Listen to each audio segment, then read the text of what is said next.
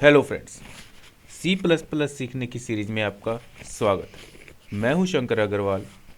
आज हम देखेंगे सी प्लस प्लस में स्टैंडर्ड टेम्पलेट लाइब्रेरी में हम लिस्ट क्लास को कैसे इम्प्लीमेंट करते हैं।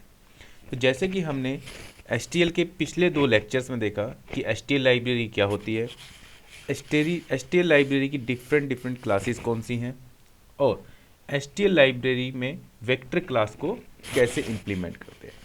तो ठीक है दोस्तों, तो आज हम देखते हैं कि लिस्ट क्लास को हम एसटीएल लाइब्रेरी के थ्रू कैसे इम्प्लीमेंट कर सकते हैं। तो सबसे पहले हम देखते हैं कि लिस्ट क्लास होती क्या है।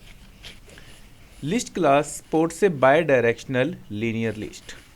देखिए दोस्तों, जैसे ही हमारे माइंड में हम लिस्ट का वर्ड सुनते हैं तो हमारे माइंड में एक इमेज जनरेट होती है कि लिस्ट क्या होगी, एक लीनियर एरे होगा जिसके अंदर हम सिक्वेंशियल डाटा स्टोर करते हैं।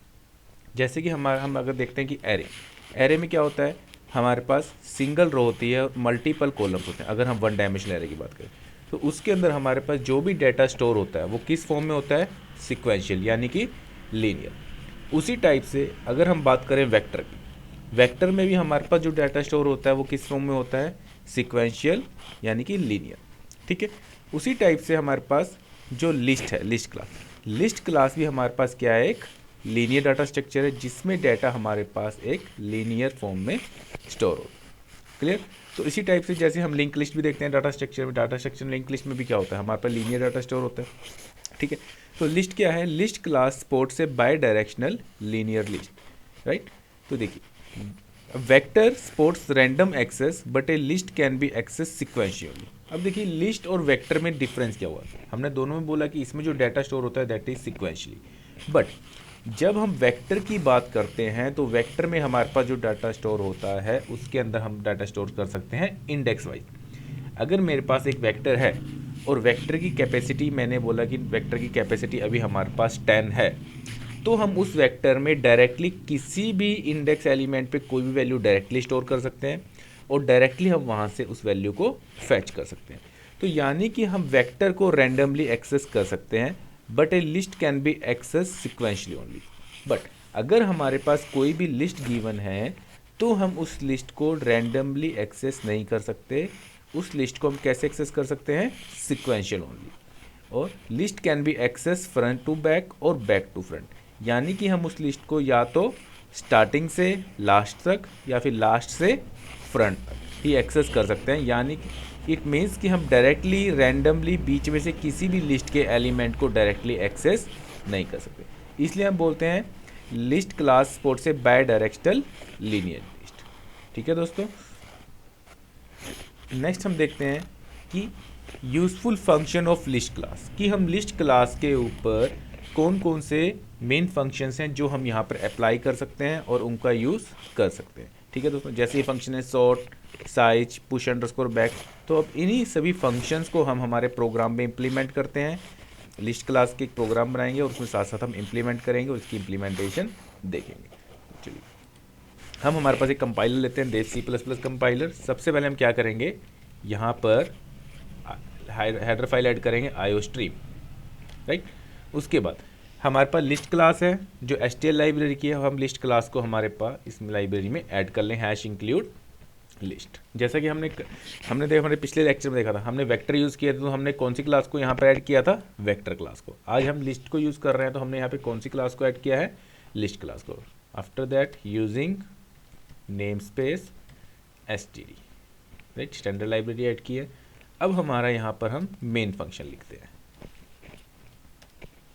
मेन फंक्शन में सबसे पहले हम लिस्ट क्लास का एक ऑब्जेक्ट क्रिएट करते हैं, जैसा कि हमने क्लास टेम्पलेट्स में भी किया था, ठीक है, उस वेक्टर में भी किया था। उसी टाइप से अगर हमें लिस्ट क्लास का एक ऑब्जेक्ट बनाना है तो सबसे पहले हम क्या लिखेंगे, name of the class. Name of the class क्या है, लिस्ट। उस लिस्ट में हमें किस टाइप की वैल्यू स्टोर करवानी है तो उसका data type with in the angular braces, और उसके बाद ऑब्जेक्ट का नेम। ऑब्जेक्ट का नेम हम ले लेते हैं यहाँ पर, जैसे हमने नेम लिया L1, ठीक है। तो हमारे पास यहाँ पर क्या हुआ, हमने एक लिस्ट क्लास का ऑब्जेक्ट बनाया है जिसका नाम क्या है, L1, और इस ऑब्जेक्ट की हेल्प से हम लिस्ट क्लास के अंदर किस टाइप की वैल्यू स्टोर करवा सकते हैं, इंटीजर टाइप की, राइट। अभी हमारे पास लिस्ट क्लास जो हमने बनाई है इसका साइज़ क्या है 0, यानी कि हमने सिर्फ एक ऑब्जेक्ट क्रिएट किया L1, बट इसके अंदर कोई वैल्यूज़ हमने इनिशियलाइज नहीं किए। ठीक है, तो यदि हमें इसके अंदर किसी वैल्यू को ऑब्जेक्ट टाइम को जो हमने क्रिएट किया था उसी टाइम पर यदि हमें इसमें कोई वैल्यू इनिशियलाइज करनी है तो हम यहीं पर विद इन द करली ब्रेसिस वो वैल्यूज़ यहाँ पर स्टोर कर सकते हैं।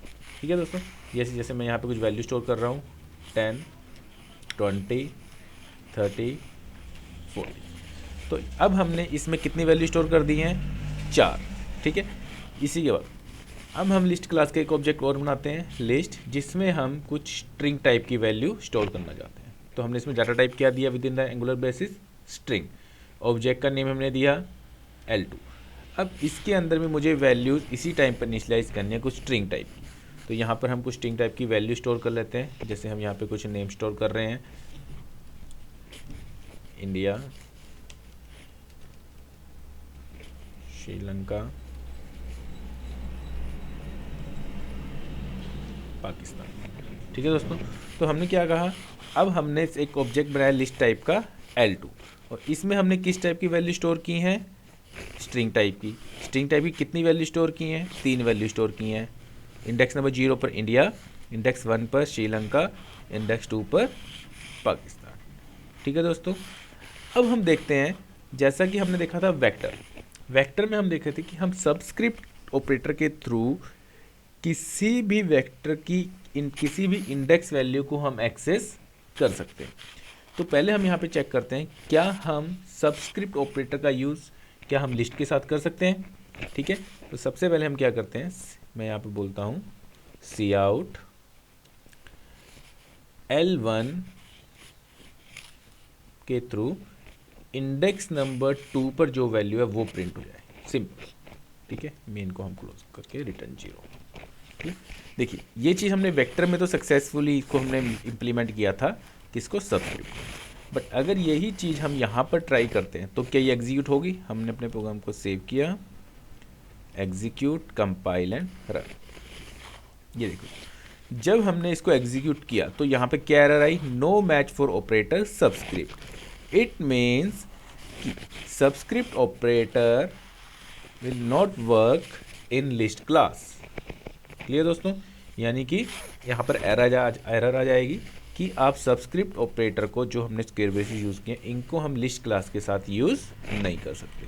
ठीक है दोस्तों, तो ये हमेशा आपको याद रखना होगा कि अगर आप वेक्टर यूज़ करते हैं तो आप सबस्क्रिप्ट ऑपरेटर यूज़ कर सकते हैं, बट लिस्ट के केस में हम सबस्क्रिप्ट ऑपरेटर को यूज़ नहीं कर सकते। तो यदि मुझे अब इस लिस्ट को प्रिंट करवाना है तो अब हम इसे प्रिंट कैसे करवाएंगे। तो इसको प्रिंट करवाने के लिए हम यहाँ पर यूज़ करेंगे इटरेटर्स। ठीक है दोस्तों, अभी हमने इटरेटर्स का जो पूरा टॉपिक है वो भी आगे करना है। अभी हम एक छोटा सा इसका टॉपिक चेक कर लेते हैं, हम इसे यूज़ कर लेते हैं टू प्रिंट द लिस्ट। ठीक, तो हम क्या करेंगे, सबसे पहले देखिए इटरेटर को यूज़ कैसे करते हैं। तो हम क्या करते हैं, सबसे पहले हमें जो इटरेटर यूज़ करना है, इटरेटर का हम यहाँ पर ऑब्जेक्ट क्रिएट करते हैं। तो इटरेटर हम किस क्लास पे इम्प्लीमेंट कर रहे हैं, लिस्ट क्लास पे। तो इटरेटर का ऑब्जेक्ट कैसे बनेगा, सबसे पहले हम लिखेंगे लिस्ट। ठीक, उसके बाद इटरेटर हमने किस टाइप के डाटा टाइप पर इम्प्लीमेंट करना है, L1 पर इम्प्लीमेंट करना है। तो L1 किस टाइप का, इंटीजर टाइप का। तो हम यहाँ पर इटरेटर भी किस टाइप का बनाएंगे, इंटीजर टाइप का। ठीक है, उसके बाद scope resolution operator, then iterator keyword, क्योंकि हम इटरेटर का ऑब्जेक्ट बना रहे हैं, इटरेटर का ऑब्जेक्ट हमने बनाया। उसके बाद name of the iterator variable, यानी कि इटरेटर का जो आपने ऑब्जेक्ट बनाना है उसका आप यहाँ पर कोई भी नेम दे सकते हो। ठीक है, टर्मिनेटेड बाय सेमीकोलन। अब यहाँ पर हमारे पास इटरेटर क्लास का एक ऑब्जेक्ट बना है P1।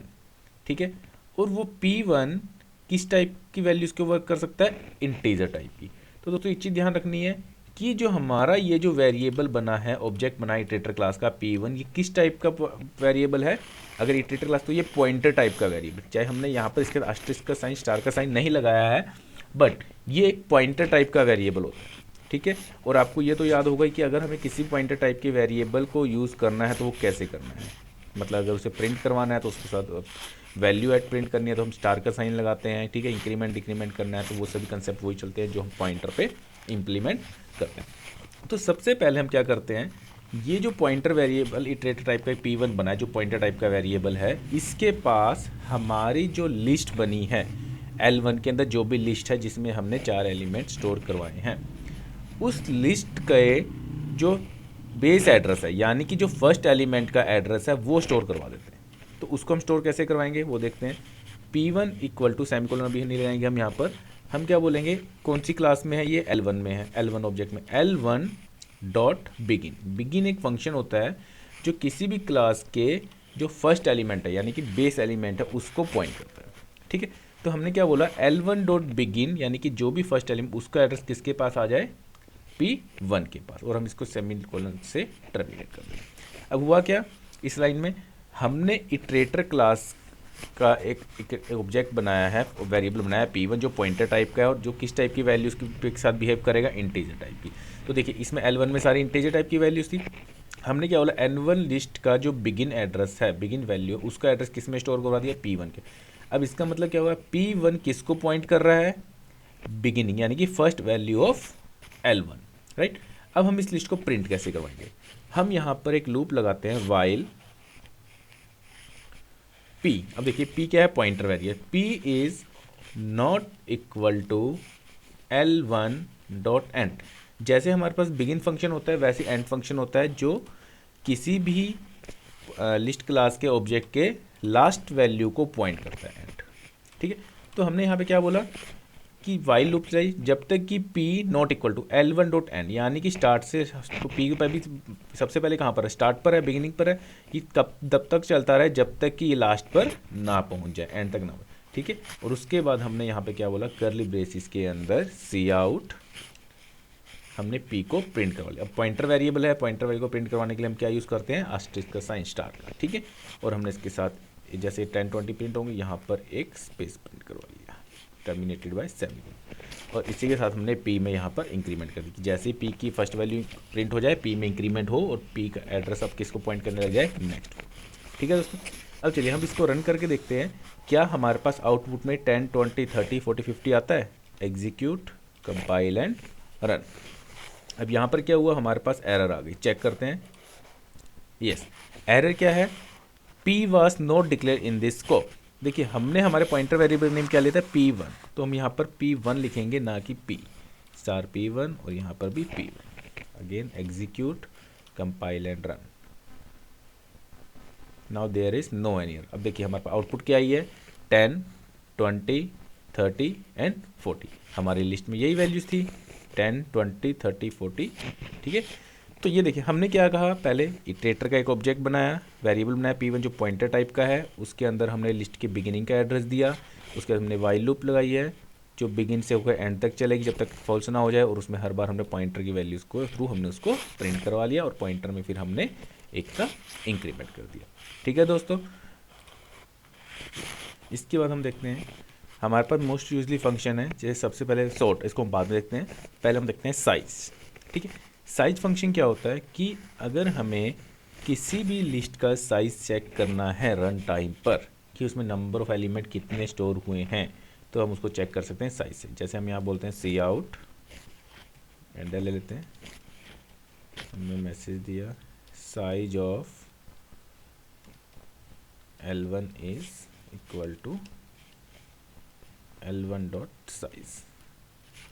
तो हमने यहाँ पर L1 में कितने एलिमेंट स्टोर किए हैं, 4, तो इसका साइज क्या आएगा, 4। Execute, compile and run. Now the size of L1 is 4। ठीक है, नेक्स्ट हमारे पास फंक्शन है, इसके अंदर फंक्शन है push underscore back and push underscore front. Push underscore back function is used to insert a new value in list at the end, and push underscore front function is used to insert a new value at the beginning of the list। ठीक है दोस्तों, तो मतलब push underscore back and push underscore front दोनों ही function use होते हैं कि list में अगर हमें कोई नई वैल्यू एट लास्ट या फ्रंट में इंसर्ट करवानी है। ठीक है, तो चलिए हम देखते हैं यहीं पर। अब हमने क्या बोला, L1 dot push underscore back, right, कि यानी कि L1 में सबसे लास्ट में एक न्यू वैल्यू इंसर्ट हो जाए, वैल्यू क्या हो, 50। ठीक है दोस्तों, अब हम इसके बाद दोबारा से हमारी लिस्ट को प्रिंट करवाते हैं। प्रिंट के लिए क्या किया हमने, इसी इटरेटर को यहाँ से कॉपी किया, देन पेस्ट कर दिया। अब देखिए जब हमने किया है, जब नया इटरेटर बना दोबारा से कर रहे हैं तो हम ऑलरेडी P1 को यूज़ नहीं कर सकते, हमें इटरेटर ऑब्जेक्ट का नेम चेंज करना होगा। ठीक है, हमने क्या लिया, हमें P2, बाकी सब कुछ सेम रहेगा, P1 की जगह हम यहाँ पर P2 कर देंगे। अब चेक करते हैं कि जब हमारे पास ये लिस्ट प्रिंट होगी क्या उसमें 50 ऐड हुआ है। यस, ये देखिए पहले हमारे पास जो लिस्ट थी वो क्या थी, 10, 20, 30 एंड 40, साइज क्या था 4। अब हमारी जो लिस्ट अपडेटेड लिस्ट है उसमें न्यू वैल्यू कहाँ इंसर्ट हुई है, एट द एंड। अब हमारे पास जो लिस्ट है वो क्या है, 10, 20, 30, 40 एंड 50। ठीक है, अब इसी टाइप से हम इसका अगर साइज चेक करते हैं तो साइज हमने कहाँ चेक किया था, यहाँ पर चेक। इसी कमांड को हम यहाँ से कॉपी करते हैं और यहाँ पर हम कर देते हैं पेस्ट। अब चेक करते हैं कि साइज अब क्या है इसका। Now the size is 5। So push underscore back function is used to insert a new value at the end। Same इसी टाइप से अगर मैं इसी फंक्शन में चेंजेस करके push underscore back की जगह हम कर देते हैं push underscore front, तो अब जो हमारी वैल्यू 50 सबसे लास्ट में इंसर्ट हुई थी वो कहाँ चली गई होगी, अब लास्ट में इंसर्ट हो गई 50 सबसे पहले। तो अब जब हम इस लिस्ट को प्रिंट करेंगे हमारे पास आउटपुट क्या आएगी, 50, 10, 20, 30, 40। सिर्फ हमने यहाँ पे फंक्शन का नेम चेंज किया, एग्जीक्यूट, कंपाइल एंड रन। देखिए ये देखिए अब हमारे पास जो लिस्ट प्रिंट हुई है 50 जो इंसर्ट हुआ है वो लिस्ट में सबसे आगे यानी कि बिगिनिंग पर इंसर्ट हुआ है। साइज चेंज नहीं हुआ क्योंकि साइज पहले 4 था, जब नई वैल्यू इंसर्ट हुई तो साइज हमारा इंक्रीज हो गया 5, तो नाउ द साइज इज 5। ठीक है दोस्तों, तो इस टाइप से हम कोई भी न्यू वैल्यू हमारी लिस्ट में हम यहाँ पर इंसर्ट करवा सकते हैं। अब इसी टाइप से नेक्स्ट हमारे पास जो फंक्शन है that is pop underscore back and pop underscore front. तो पॉप का मतलब क्या होता है, डिलीट करना। ठीक है, तो पॉप अंडरस्कोर बैक अगर हम करेंगे तो हमारे कौन सा एलिमेंट डिलीट होगा, last element. Pop underscore front करेंगे तो कौन सा एलिमेंट डिलीट होगा, फ्रंट एलिमेंट। ठीक है दोस्तों, तो चलिए इस चीज़ को हम करके देखते हैं यहाँ पर। अब हम ये ऑपरेशन परफॉर्म करवा के देखते हैं स्ट्रिंग्स के ऊपर। ठीक है, अभी हमारे पास स्ट्रिंग ऑब्जेक्ट का नेम क्या है जिसमें लिस्ट क्या है, L2 में अभी हमारे पास बाय डिफ़ॉल्ट 3 स्ट्रिंग्स हैं, इंडिया, श्रीलंका एंड पाकिस्तान। हम क्या करते हैं यहाँ से, हमने बोला L2 डॉट पॉप अंडरस्कोर, देखिए 2 फंक्शन थे हमारे पास, pop underscore back and pop underscore front. हम बोलते हैं पॉप अंडरस्कोर बैक। ठीक है दोस्तों, यानी कि जब हमने पॉप अंडरस्कोर बैक किया तो इसमें से सबसे लास्ट से जो ये वाली स्ट्रिंग थी ये डिलीट हो जानी चाहिए थी। अब इसको हम एक बार प्रिंट करवा के देखते हैं। प्रिंट करवाने के लिए हम क्या करेंगे, फिर से हम यहाँ पर क्या करेंगे, एक इटरेटर बनाएंगे स्ट्रिंग टाइप का, क्योंकि अब L2 का हमें प्रिंट करवाना है और L2 हमारे पास किस टाइप का है, स्ट्रिंग टाइप का है। तो हमने क्या बोला इटरेटर बनाने के लिए, लिस्ट। अब ये स्ट्रिंग टाइप का है तो इटरेटर ऑब्जेक्ट भी आपका स्ट्रिंग टाइप का बनेगा। Scope resolution, iterator, pointer variable का नेम, पहले हमने P1 यूज़ किया हुआ है तो हम इसका P3 ले लेते हैं, P2 भी यूज़ हुआ है। P3 equal to L2 dot begin का इसको हमने एड्रेस दे दिया। ठीक है दोस्तों, और सेम वाइल हमें उसको लूप से प्रिंट करवाना है, while P3 not equal to P3 dot end. ठीक है, उसके बाद हम यहाँ पर प्रिंट किसको करवाएंगे, सी आउट स्टार P3, और हमने इसके साथ एक स्पेस प्रिंट करवा लिया और यहीं पर हमने एंडल दे दिया और P3 में हमने यहाँ पर इंक्रीमेंट कर दिया बाय 1। ठीक है, अब देखिए हमने पॉप कर लिया एक, तो पॉप करने का हम इसको रन करते हैं, एग्जीक्यूट, कंपाइल एंड रन। अब यहाँ पर हमारे पास एक एरर आ गई है। यस, यहाँ पे हमारा एरर क्या, हमने यहाँ P3 लिख दिया, हमारे ऑब्जेक्ट का नाम क्या था, L2 डॉट एंड। ठीक है दोस्तों, इस एंड एल को भी हम यहाँ हटा देते हैं जो अलग अलग लाइन में प्रिंट करेगा। ठीक है, अब हम इसके आउटपुट देखते हैं। हमारे पास आउटपुट में क्या आना चाहिए, पहली 2 स्ट्रिंग्स। ये देखिए अब हमारे पास आउटपुट क्या है, output is India and Sri Lanka, जबकि हमारे पास स्ट्रिंग में हमने कितनी स्ट्रिंग डाली थी, 3, इंडिया, श्रीलंका एंड पाकिस्तान। क्योंकि हमने यहाँ से ऑपरेशन परफॉर्म कर लिया है L2 dot pop underscore back, इसने क्या किया, उसके लास्ट इंडेक्स पे जो वैल्यू थी उसको डिलीट कर दिया। ठीक है, वैसे अगर हमें फ्रंट से डिलीट करना है तो हम क्या लिखेंगे, पॉप अंडरस्कोर फ्रंट। हम इसी को चेंज कर लेते हैं, यानी कि अब हमने पॉप अंडरस्कोर फ्रंट किया तो कौन सी वैल्यू डिलीट हुई है, इंडिया। हमारे पास आउटपुट क्या आएगी, श्रीलंका एंड पाकिस्तान। चेक करते हैं, कंपाइल एंड रन। ये देखिए, श्रीलंका एंड पाकिस्तान। तो ये दो फंक्शन यूज़ होते हैं, pop underscore front end pop underscore back, यदि हमें फ्रंट से या बैक से किसी इंडेक्स वैल्यू को डिलीट करना है वहाँ से। ठीक है दोस्तों, नेक्स्ट है हमारे पास रिवर्स। ठीक, रिवर्स पहले हम कर लेते हैं। देखिए साइज हो गया, पहले हम सॉर्ट करते हैं। देखिए सॉर्ट किस लिए होता है कि अगर मुझे हमारी लिस्ट में गिवन डाटा को किसी को भी सॉर्ट करवाना है तो भी हम देखते हैं कि हमारी लिस्ट में कोई वैल्यूज़, हम इनको रैंडम वैल्यूज़ में डाल लेते हैं। लाइक हमने डाला 45, 20 एंड 100 एंड 90। अब इसमें और भी वैल्यूज़ ऐड कर सकते हैं, जितनी मर्जी करिए, 20, 35, 10। ओके, तो हमारे पास कितनी वैल्यू, 1 2 3 4 5 6 7। मैं कहता हूँ कि L1 पे अब जितनी वैल्यू दी हुई है इसे हमें सॉर्ट करवाना है। क्लियर, सॉर्टिंग करवानी। तो सॉर्टिंग करवाने के लिए हम क्या करेंगे, यहाँ पर सिंपल फंक्शन अप्लाई करेंगे सॉर्टिंग के लिए, सॉर्ट। ठीक है, तो हमने क्या बोला यहाँ पर, L1 डॉट सॉर्ट, सिंपल। अब उसके बाद अब जब हमारी लिस्ट को प्रिंट करवाएंगे तो हमारे पास सॉर्टेड लिस्ट प्रिंट हो जाएगी। तो हमने क्या कहा, जहाँ से हमने पहले लिस्ट प्रिंट करवाई थी इटरेटर के थ्रू, इसको इसी को हम कॉपी पेस्ट कर लेते हैं, कंट्रोल C, हमारे P1 P2 P3, control V, हम इसका नाम रख देते हैं P4, P4 P4 P4 है P4। और इससे पहले हम एक मैसेज भी दे देते हैं यहाँ पर, /n sorted list is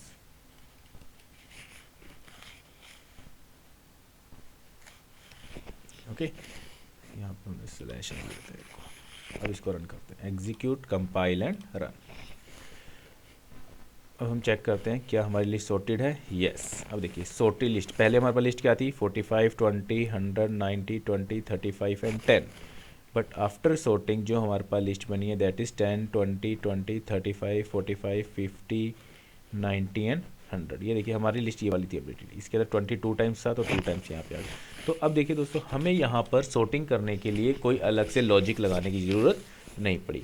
हमने जो वैल्यूज़ यहाँ पर डाली थी, ठीक है, हमने जो वैल्यूज यहाँ पर डाली थी, हमने सिंपल क्या कहा, उसके ऊपर एक फंक्शन अप्लाई किया, L1 dot sort. Automatically sort का जो कोड है वो एल्गोरिथम क्लास के अंदर सॉर्ट फंक्शन में लिखा हुआ है, तो ऑटोमेटिक एग्जीक्यूट हुआ, उसने हमारी लिस्ट को सॉर्ट किया और जब हमने प्रिंट किया तो हमारे पास सॉर्टेड लिस्ट प्रिंट हो गई। ठीक है दोस्तों, तो ये देखिए एडवांटेज आपको पता चला ना STL का। अब हमें यहाँ पर मतलब हम उस क्लास को यहाँ पर इनहेरिट कर यूज़ करेंगे, इंपोर्ट करेंगे, उसके ऊपर जो भी फंक्शन अप्लाई करना है सिर्फ उस फंक्शन को हम यहाँ से कॉल करेंगे, सीधा वो ऑपरेशन यहाँ पर परफॉर्म हो जाएंगे। ठीक है, तो ये था हमारे पास सॉर्ट। इसके बाद आता है रिवर्स। अगर हमें अपनी स्ट्रिंग को रिवर्स ऑर्डर में प्रिंट करवाना है, ठीक है, तो हम यहाँ पर क्या करेंगे, सॉर्ट की जगह हम इसी को कर देते हैं reverse function, L1 dot reverse. अब हुआ क्या, हमारी जो लिस्ट थी 45, 20 ये रिवर्स ऑर्डर में प्रिंट हो जाएगी, यानी कि जो लास्ट एलिमेंट था वो फर्स्ट बन जाएगा, फर्स्ट एलिमेंट लास्ट बन जाएगा। इसको हम रन करते हैं, एग्जीक्यूट, कंपाइल एंड रन। अब ये देखिए ये वाली लिस्ट थी हमारी ओरिजिनल, तो लिस्ट क्या थी, 50, 45, 20, 100, लास्ट में 10 था, सेकंड लास्ट 35। तो अब देखिए इसको जो हमने प्रिंट किया 10, 35, 20, जो फर्स्ट एलिमेंट था वो लास्ट बन गया। तो इसके ऊपर रिवर्स ऑपरेशन भी ऑटोमेटिकली परफॉर्म हो गया, हमने सिर्फ रिवर्स फंक्शन को वहाँ से कॉल किया। ठीक है दोस्तों, नेक्स्ट है हमारे पास रिमूव।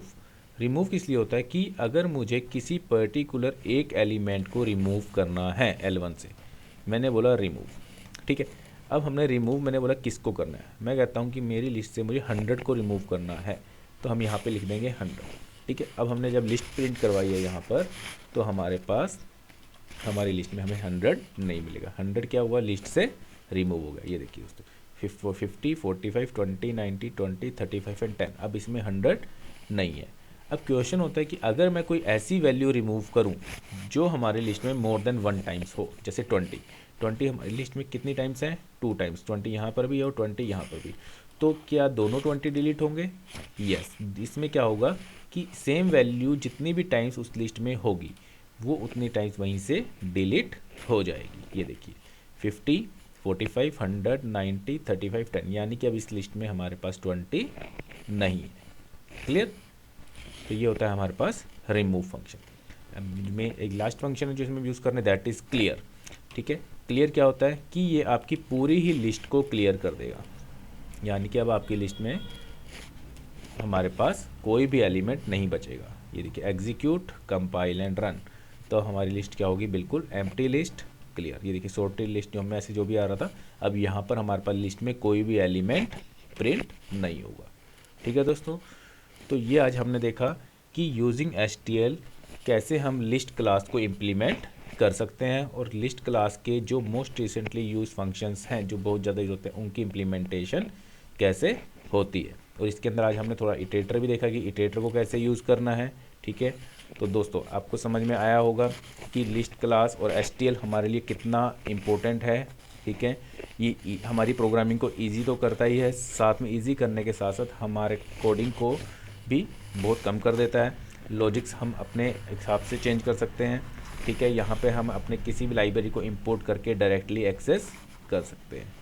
ठीक है दोस्तों, तो अगर आपको मेरा ये लेक्चर पसंद आया, यदि आपको अच्छा लगा तो नीचे लाइक का बटन है, लाइक कीजिए। अगर आपकी कोई भी क्वेरीज़ हैं एचटीएल से ही रिगार्डिंग नहीं किसी भी टॉपिक से रिलेटेड तो आप मुझे कमेंट कर सकते हैं। ठीक है, और यदि आप चाहते हैं कि जैसे आप तक ये लेक्चर पहुंचा वैसे ही आपके और भी दोस्तों तक पहुंचे, और भी दोस्त इसे पढ़ें समझें, तो आप प्लीज़ इसको जितना ज़्यादा हो सकता है शेयर कीजिए। और हाँ, मेरे इस चैनल को सब्सक्राइब करना मत भूलिए। ठीक है दोस्तों, थैंक यू।